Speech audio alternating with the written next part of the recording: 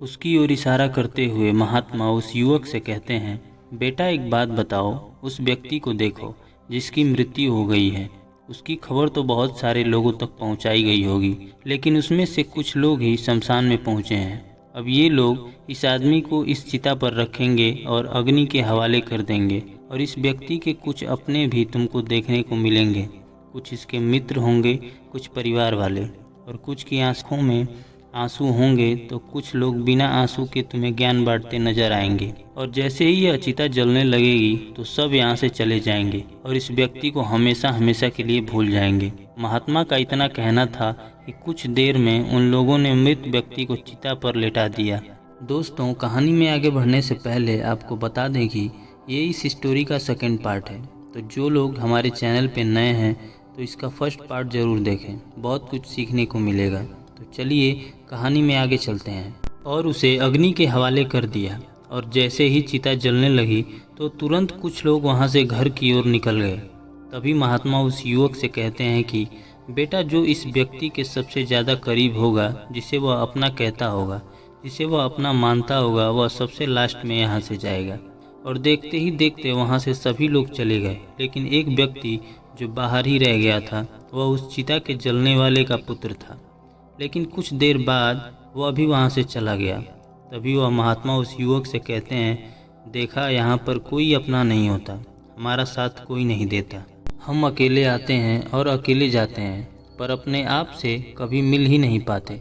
और यही हमारे जीवन का सबसे बड़ा दुर्भाग्य है, जो जीवन भर हमें संभालता है, हमारी बातों को सुनता है, हमारे कार्यों में हमारी मदद करता है, हर परेशानी हर तकलीफ़ में हमारे साथ खड़ा रहता है, लेकिन हम उससे मिलना नहीं चाहते और ना ही हम कभी अपना मानते हैं। ठीक उसी प्रकार ना तो तुम अपने आप को जानते हो और ना ही अपने आप को मानते हो, बल्कि तुमने तो अपना मानने की वजह इस दुनिया को ही अपना मान लिया है।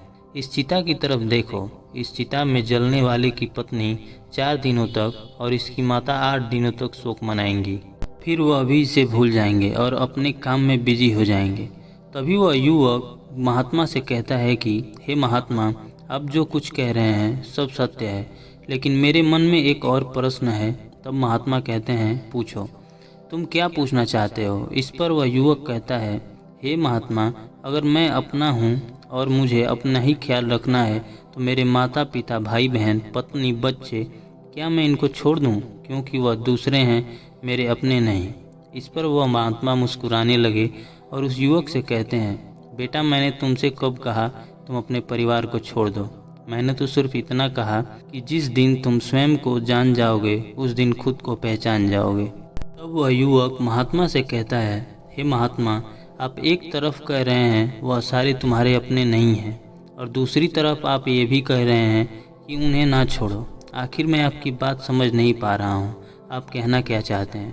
तब वह महात्मा उस युवक से कहते हैं, बेटा, जिस दिन तुम्हारा तुमसे मिलन हो जाएगा उस दिन के बाद से तुम किसी दूसरे के लिए दुखी नहीं रहोगे, क्योंकि तुम उनके लिए जो भी करोगे यह सोचकर नहीं करोगे कि भविष्य में कुछ तुमको भी मिलेगा।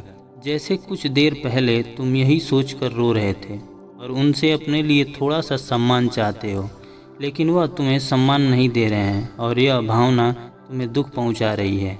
लेकिन जब तुम स्वयं को जान जाओगे तो तुम्हारे भीतर से ये भावना भी चली जाएगी, और तब तुम किसी से कोई आशा नहीं रखोगे, और ना ही तुम्हारी आशाएं टूटेंगी, और ना ही तुम्हें कभी दुख पहुंचेगा। जिसे तुम अपना कहते हो वह सब तुम्हारे स्वार्थ के लिए जुड़े हुए हैं, और जो कुछ भी तुम उनके लिए कर रहे हो उसमें भी तुम्हारा स्वार्थ छिपा हुआ है। इतना कहकर वह महात्मा शांत हो गए। वह युवक को बात समझ में अच्छी तरह से आ गई। वह युवक उस महात्मा को प्रणाम किया और अपने घर लौट गया, और अब से अपने परिवार के साथ ही हंसी खुशी से रहने लगा।